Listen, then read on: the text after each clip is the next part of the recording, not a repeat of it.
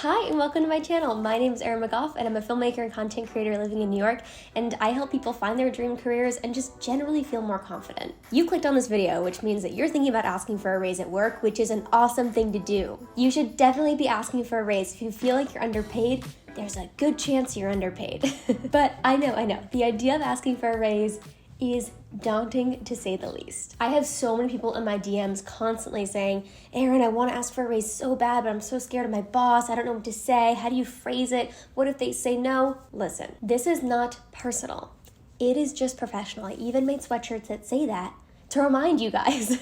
This is how it works. You give your time and your skills to a company and they give you money. It is a transactional relationship. You're not asking these companies to do you any favors. You're not asking your boss to personally take out his or her wallet and give you cash. You're simply asking to adjust your contract to properly compensate you for the value that you're bringing to this company. I always say asking for a raise is simply trading 30 seconds of awkwardness for cold hard cash. Sounds like a pretty good deal to me. By just enduring maybe 30 minutes tops of awkwardness, you can be making thousands of more dollars that is going to snowball throughout your life. And the worst that is going to happen here is that they're going to say no. So in this video, I'm going to go through 7 really short and quick steps on how to ask for a raise from beginning to end. And I guarantee you at the end, you are going to feel more confident. So let's go. So step 1 is to do your research. You definitely don't want to just go in cold turkey and ask for a raise. It's probably not going to go over very well. What you want to do is that you want to look up salaries in your area, kind of like you're looking for a new job. And there's several great websites where you can do this. The first website is Glassdoor. I love Glassdoor.com. It's basically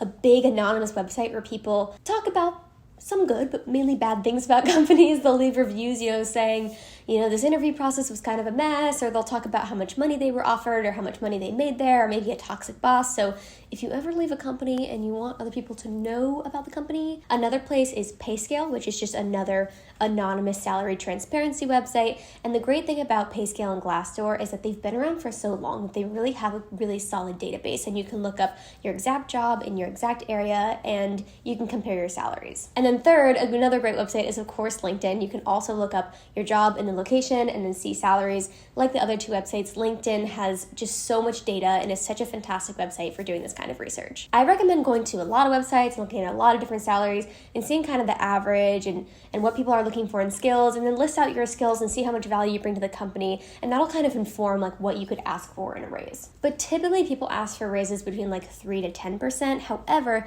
you're going to want to ask for double what you expect to get because they're most likely going to meet you in the middle. Although every company is different, small, big, they're all going to have different policies around this, but you're definitely going to want to ask for more than you expect to get, just like when you're negotiating your salary for a job. Step 2 is to list out your accomplishments and value. So it's really important to go into this meeting knowing 2 things. The first thing is how your role or your position has changed since your last raise. And number 2 is how you've contributed to the company since your last raise. And also just a side note, people tend to ask for raises after 12 months of not getting a raise, but then again, every industry is different, but that's kind of a general standard. So a great way to list out your accomplishments and value is to actually keep track while you work. Pro tip, a great way to keep track of your accomplishments and value is to do it while you're working. So don't try to what did I do this year? No, you want to keep track while you're doing things. So if you get an email of somebody saying you did a great job on that, literally screenshot it, create a Google Drive folder so it's in the cloud, it's safe, and then upload that. If you get a metrics report or analytics, or you get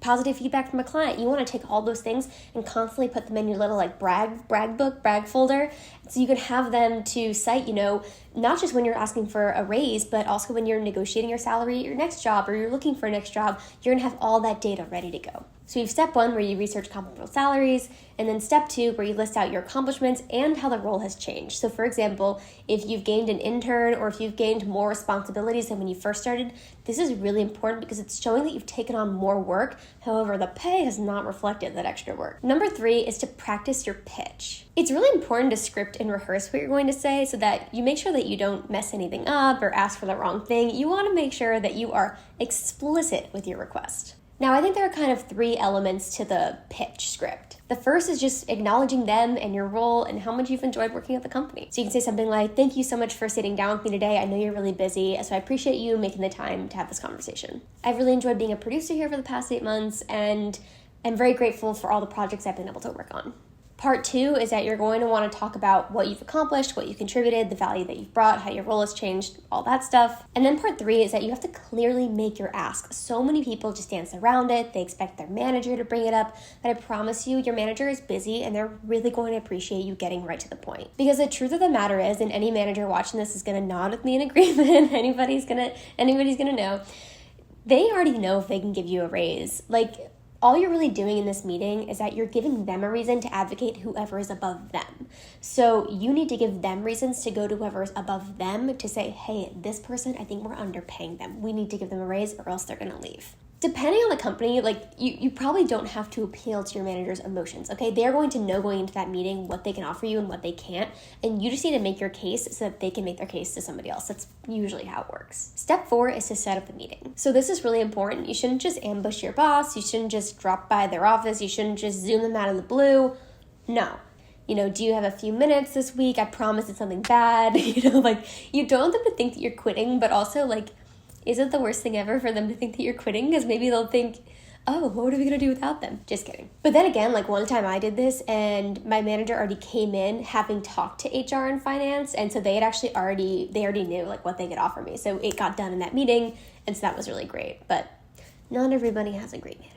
So timing is also really key. So you're going to know your manager best, but don't pick a time when they're stressed out. Also, in general, pick a time when you're doing really well, particularly after you finished a really successful project and when the company is doing well. So if the company just did a bunch of layoffs, not a good time to ask for a raise.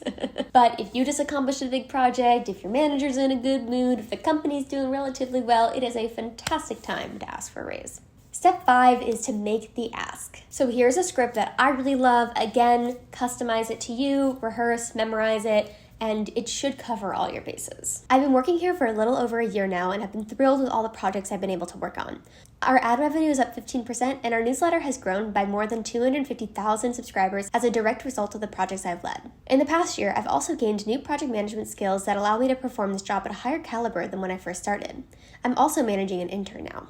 Considering all of this and the current market average for someone with my skill set, I'd like to discuss an adjustment to my salary. And then I would just leave it there. I wouldn't actually make the specific number ask yet.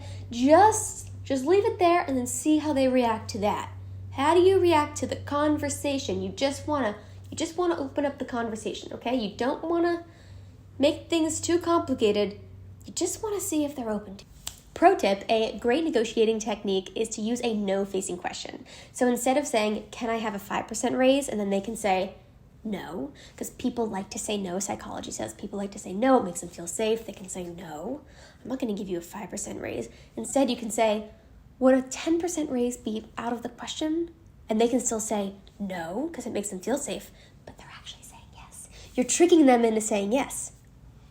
It's all psychology. So you can say, would a 5% raise be out of the question? Or you can just say a specific number. Another fun psychology trick is that saying a very specific number, especially an odd number, for some reason tricks people into saying yes. So instead of saying, I don't know, $48,000. Well, according to my research, I found that a salary of $49,300 would be fair. And this is where step 6 comes in, which is be ready to negotiate. The likelihood of your boss being able to say, yep, you got it, you got your raise, it's probably not going to happen. What's probably going to happen is that they're going to say, thanks for bringing this to me. I need to take this to HR or finance, and they can figure it out. What HR and finance are going to do is that they're going to figure out how to give you the lowest raise possible to get you to stay. So you need to advocate for yourself. This is a big thing with my channel. I always talk about how you need to advocate for you because companies don't really care about you. Some do, maybe a little bit, They might like you as a person. They like the work that you do a bit more, but they might, they might care about their people, keeping people happy. But a lot of companies just want to make money. So you need to advocate for you. You're just being honest. It's just a frank conversation. Again, it's not personal. It's just business, and your manager will appreciate that. But in the moment, they're most likely going to say, I can't answer this for you right now. I need to go discuss this with another party. So what you need to focus on is giving them the booklet that they can take to somebody else and say, hey, we're underpaying this person. They need a raise. So then HR and finance or whoever can look at it and say, oh my gosh, this is a really good case. We definitely need to give this person a raise. Your only job is to convince people here, okay? It's not a moral thing. It's not an ethical thing. It's just flat out numbers. There's no emotions in it. It's just, these are the numbers. This is the value I'm bringing. They don't match. Which brings me on to our final step, step 7. So what's going to happen now, really likely, is that nothing's going to happen. Your boss is going to get really busy doing their actual job, and you're going to sit around and wait, and HR is going to get lost, and then finance is going to be like, I didn't see an email, and nothing's really going to happen. Maybe your boss or your manager is really proactive and something, will happen immediately. Maybe. But most likely it's not going to be a number one priority for anybody.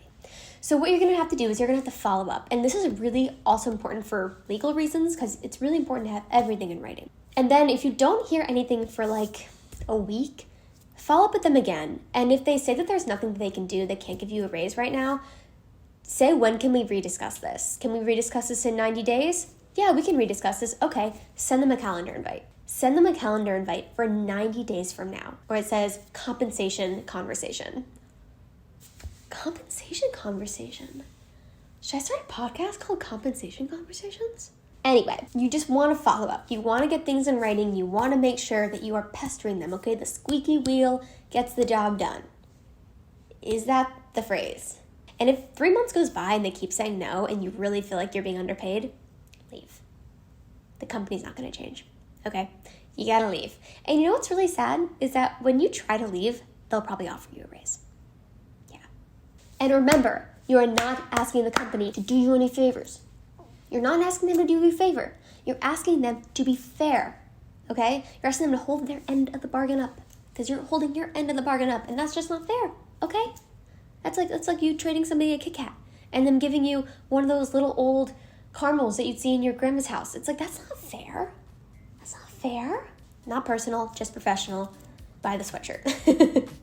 So thanks for watching, and if you like this video, you will definitely like my other content. So I post a lot on TikTok and Instagram, daily career and life advice. And if you want to keep up with just like all the happenings going on, sign up for my newsletter. I only send out one newsletter a month, and it just has a bunch of like free resources and information and interesting things.